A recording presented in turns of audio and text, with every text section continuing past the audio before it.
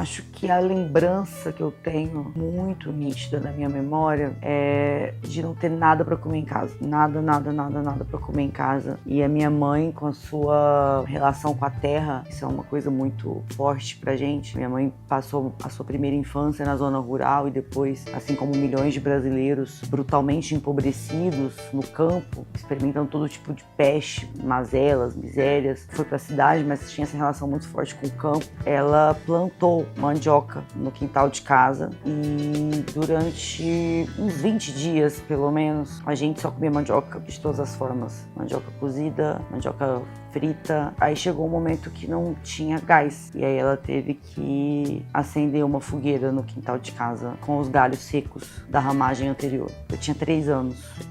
E a gente não tinha televisão. E aí a gente foi pra igreja. E aí a gente passou na frente de uma casa que as pessoas estavam assistindo televisão e jantando. E eram pessoas pobres, porque elas eram nossas vizinhas. Mas ainda assim, naquele momento, o mundo era mais duro com a gente do que com elas. Então, de lá pra cá, a vida sempre foi cruelmente didática comigo quanto a isso. Além de ouvir as histórias da minha mãe, do meu pai, sobre tudo que eles passaram, sobre toda a fome que eles viveram, eu vivi.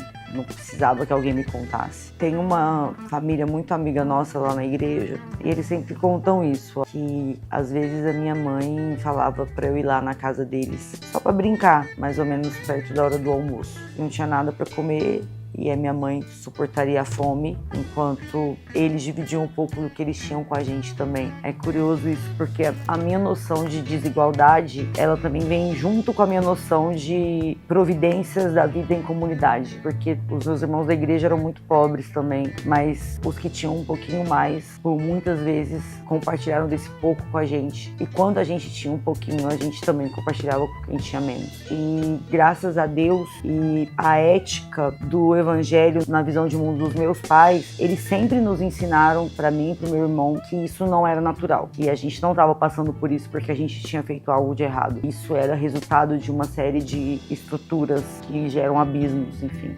Mas, infelizmente, eu não fui poupada. Eu fico pensando sobre isso na criação que eu dou pro meu filho, porque ele sabe que o mundo é injusto e desigual, mas ele não sabe a partir de uma experiência dele mesmo.